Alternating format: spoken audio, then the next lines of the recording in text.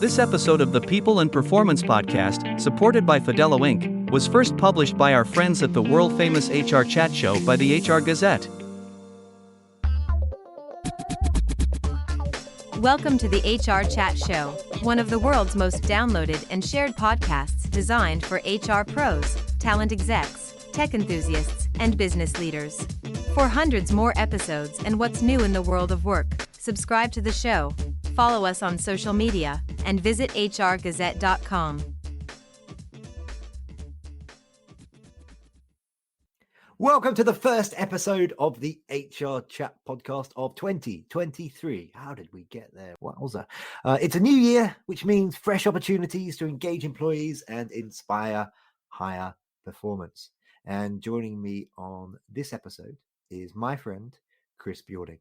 Chris is president over at Fidello Inc., co-host of the People and Performance podcast, and associate editor at the HR Gazette. Chris, how the heck are you? Welcome back to the pod. Bill, I am well. Hopefully you had a great holiday season, and as we roll into this new year, that you're starting things off right. You got great resolutions in place that you've not given up on yet, and we're going forward. Well, the good news is, because we're only a few days into the new year, so most of those resolutions are still in place for now. Hopefully we can get at least another week through before they start breaking. So we are releasing this episode at the tail end of the holiday period, of course, a time where we all give thanks. What are you most grateful for, Chris? From a work standpoint, from Fidello Inc., I'm really just pleased with all my customers and my clients. To me, it's not transactional. To me, a client is a relationship and it's a friend. And so for most of my clients that I work with, I consider them friends. I consider them opportunities to have, personal relationships with them. It's an opportunity to get to know them better and to enjoy their successes, not only in the business place, but also their personal ones that they're going through, or to, feel empathy with them as they're going through some struggles that, some do. So it's a great opportunity along those lines, and I'm thankful for those pieces there. And personally, I got a huge family. Okay, not just that I'm huge, but just we got a lot of kids, a lot of stuff. We just had our fifth wedding out of our 7 kids, and it's been at the holiday season here this past, and so it's fun. It's fun to see them grow and to watch and say, "Well, this little toddler or this little lifeless, infant, not lifeless, but you know what I mean." Just this little child you have to carry around and do that kind of stuff for, all of a sudden turns into a responsible adult and moves forward with different things, and they're productive in their communities, and they're providing opportunities to grow and develop on their own, and it's just you sit back and you watch and you say, cool, way cool. So got 2 more at home. I got 1 more to get out this year from a graduation standpoint, and then the second one goes off next year, but it's fun. It's really been a joy. And you've got a helpful dog in the background who's singing us some carols. So thank you to your dog. Yeah, I'm sorry about that. I am sorry about that. But you know what? That was one of the, when you have all these children, somebody talks you into a dog at some point in time. So that's the one that's there. So, Chris, as you know, I am a lover. I wouldn't want to say connoisseur. I've got a few, but I'm a lover, certainly, of bad jokes. Dad jokes is what they might also be called. Do you have a holiday-related joke that you can share? Well, just for you, I usually shy away from all this stuff, but I have to do this, and I'll go for it. This is just for you. I'm appeasing you here right now, so you can use this one as the winter continues on, or as you go into next year. Okay, and because you're British, I'm going to go with this one. Are you ready? I'm ready. What do you call a snowman with a cup of tea? Go on. Melted. Sorry. There's my brief attempt at cheap humor there. So very good. I like that. I recently interviewed a guy on the HR Chat show, and as part of the research, I discovered that the average British employee spends something like 29,000 hours of their working career making cups of tea. Wow. Yeah. So they're at the office, but they're not sitting at the desk. They're over somewhere else making a cup of tea. So there we go. Well, the funny part for me is I worked at a real estate office when I was younger, and I had a realtor's license, and I was in there, and they said, okay, if you open the office, you have to make coffee. And I'm not a coffee drinker. And I'm like, you really don't want me doing that. You really don't want me making coffee. So they acquiesced. They brought somebody else in to make the coffee. So I thought that was funny too, that I still opened the office, but they brought somebody in to make coffee for everybody else. Yeah, but you missed your opportunity to become a barista. That could have been your career. There we go. Could have been. In another life. Decisions and choices. Oh. The People and Performance Podcast, supported by Fidello Inc., is dedicated to offering tips and expert insights into the strategic capabilities and behaviors needed to establish, grow, and measure the performance of employees. If you enjoy the show, why not subscribe and give us 5 stars through your favorite podcast app? So, okay, it's been pretty jovial so far, and I'm sorry to drag things down, Chris, but the reality for many is that 2023 could be a tough one for many leaders and many employees as we're looking at uncertain times with the economy. In your opinion, how can companies navigate these turbulent waters of recession in ways that mean that their employees remain happy, engaged, and hopefully productive? Yeah, that's a great question. As we've been watching some of the shrinkage in the labor markets, especially in big tech and stuff, as we come out of 2022, you project that this is going to continue forward with some different things. And anytime there's a retraction, there's secondary retractions to, the support capacity that's there. There are a couple of things that I think organizations need to take track of. If they have to do any type of reduction in force, that they do it with care and empathy, that's out there and they need to go. But one of the biggest things that has to happen is that what happens to those who stay. Okay. And what we've seen over the years through different recessionary periods, because we've been doing this a long time, the reductions in force will come, whether they're voluntary, involuntary. And then all of a sudden, people that are left in the organization will look around and say, okay, when am I next? And so there needs to be a way to, to continue to pacify the psychology of the moment with the existing workers that remain. And so you need to bolster your employee experience as you go through that time period. You need to look at, okay, what's impacting or what could be impactful, even though it's like, well, that didn't impact you. It's like, well, it did. Could have been a friend that was removed. It could have been, a work team that they worked with closely. So there's a lot of things that when we make these business decisions and go through the actions, that we probably have to look better at, the concept of change management. We don't normally look at that along that line. So when we go back into these turbulent waters, how is the employee experience for those who remain? What is going on with there? Do they feel secure with where the company's at? Do they feel that contraction of labor is the end of it and they're able to then focus and move forward? Because, number one, individuals want to feel secure. And if they don't feel secure, then all of a sudden it continues to rattle the cage. They may look for employment elsewhere. They may be less productive because they're worried about what's happening around them and moving forward. So, as we get through those pieces there, it's, again, that employee experience. How do we take it? How do we market it? How do we run it through a change management process that allows individuals who are remaining to see there's a future, there's a vision, there's a path forward for everybody to go from there, and and what's their part in it? And I think that's the most important thing.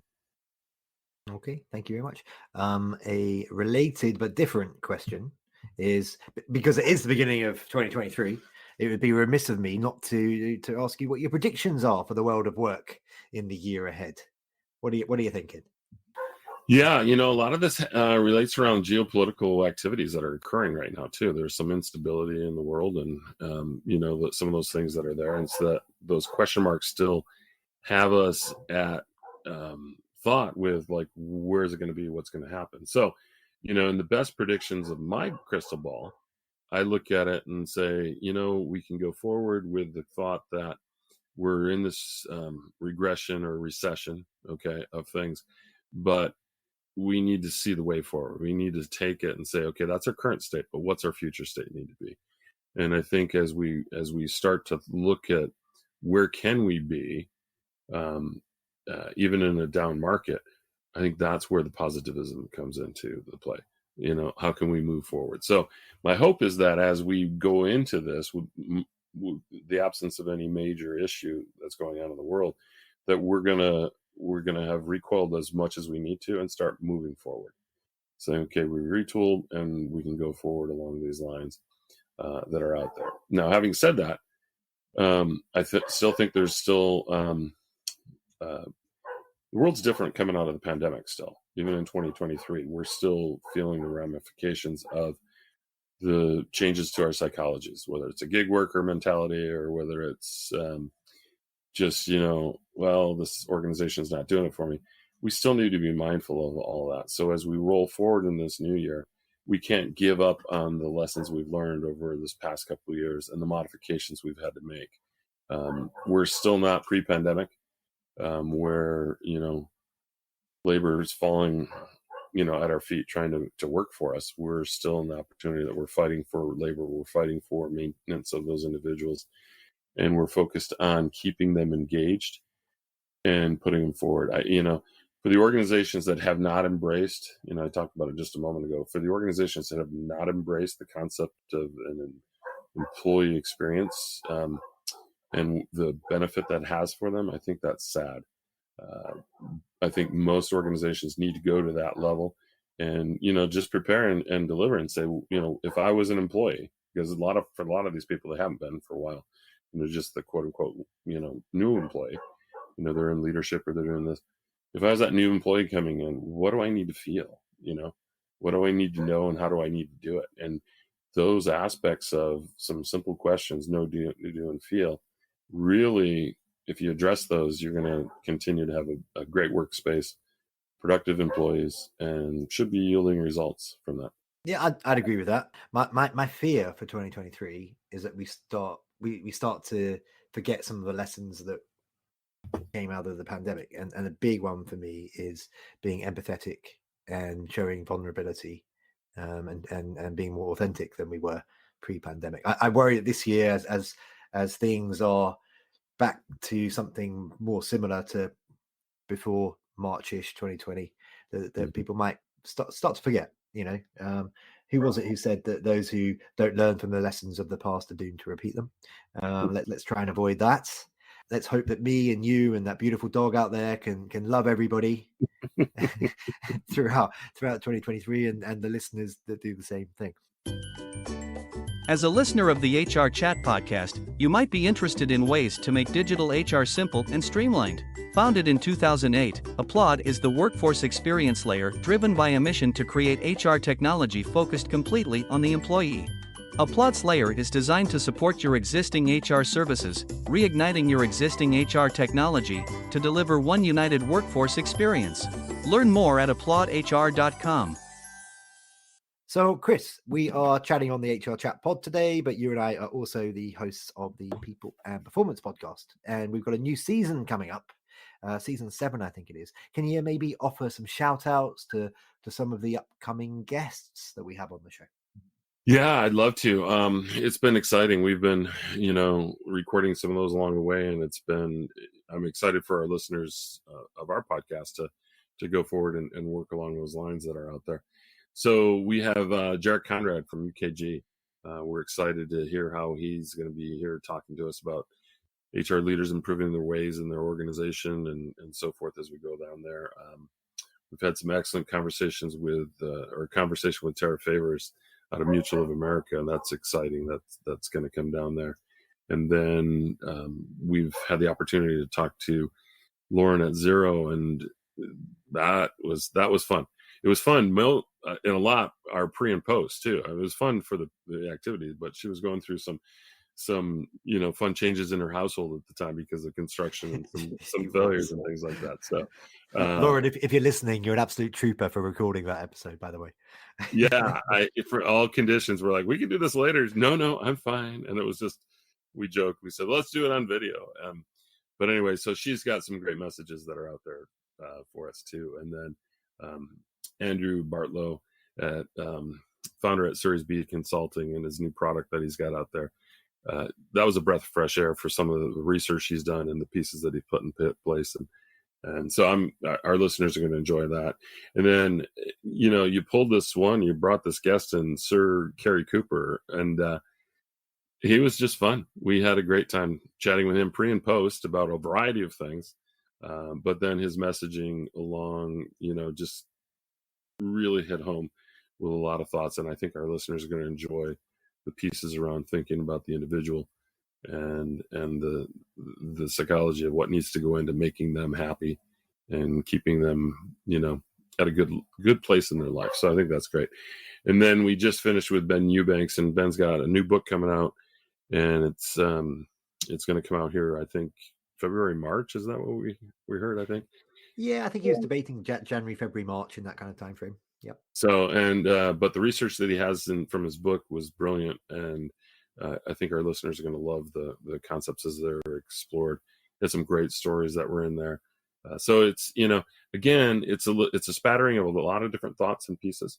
But we do it in our 15 minutes or so. And we do it that way so that it's a quick, micro burst of education. Just an opportunity for people to think about something differently, to think about something for the first time, or to say, I do that and feel, validated in that process. So in the case of Sir Cary Cooper, not only is he the first knight of the realm that we've had on the People and Performance podcast, Chris, although he's born in the US and he's still got a US accent, but he's a sir. But not only is he a sir, I'm pretty sure he's the most published guest that we've ever had on the show, and possibly on the HRchat show as well. I said to him a couple of days ago, whatever it was we recorded, I said, "Oh, and you've published, what is it, Sir Cary, over 120 books?" And he humbly said, "No, Bill, it's actually over 250." Wow. Well, he humbly wouldn't tell us, and then I pushed the issue, and he said over 250. And we're like, whoa. I almost asked him to be my ghostwriter right on the spot. I was truly down there. And just so you know, yes, he was the first, knight of the realm that we have there. And you have a new king in England, so we expect some other guests to join us shortly. So good luck with that one. I'll have a word with Charlie, see what I can do. Okay, we just got a couple more minutes here before we do wrap up. In 60 seconds or less, Chris, what's coming up for Fidello Inc. in 2023? Have you got any events or any other announcements that you want to make to our audience? Great. Yeah, thank you for asking that. So yeah, we have a couple events. We got one coming up, and that we're going to be attending the International Performance Management Institute's HR conference on East Coast down in Florida in end of February. That'll be there. And then we'll be doing another one that we talked about before, which is one of their conferences as well. That's in the Vancouver area in next November. So those are the ones we have on the calendar right now. We're going to be doing some smaller shows and some different opportunities that are there. Both of the ones I mentioned we're speaking at as well as presenting to. But we're, those are some fun ones. We get to meet people, we get to talk to people, we get to hear, the peers talk about what they're doing currently in their organizations. Going to hit up SHRM, okay? Again, this year down in Vegas. Always exciting to go to SHRM. The SHRM people are spectacular. They put on a great show for the HR world, and there's a lot of great speakers to listen to, and some that come back year after year that are just entertaining and fun, but always have a spectacular message. And then some are just coming in for the first time and they give some great messages that are there, and it's, yielding of their work they've been working on. So as far as other announcements, we're just plugging along. We're just having a good time. If we come up with something, we will be back on the air and let you know about those types of things. Yes, that reminds me, actually, I must look into getting our media tickets for SHRM next year in Vegas, Chris. That'll be on my to-do list for January 2023. And just finally, before we wrap up, how can our listeners connect with and learn more about you and about Fidello Inc.? Excellent. So for me, just hook up with me on LinkedIn. You'll see my profile that's out there. It's where we publish our People in Performance Pod. We kick it off there, and that's where we launch it from. So take a look at that if you can. Reach out if you want to, befriend me there. That'll be great. And for Fidello, Fidello.com. You can see what we do, what we offer.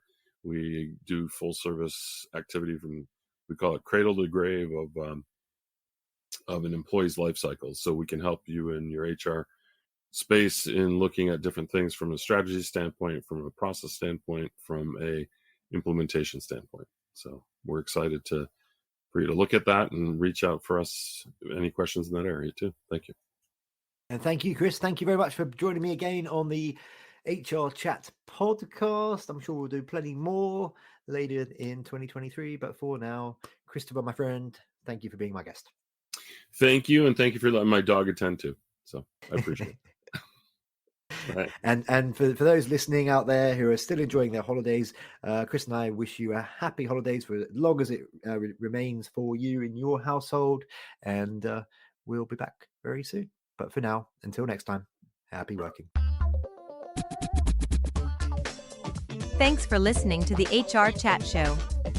If you enjoyed this episode, why not subscribe and listen to some of the hundreds of episodes published by HR Gazette? And remember, for what's new in the world of work, subscribe to the show, follow us on social media, and visit hrgazette.com.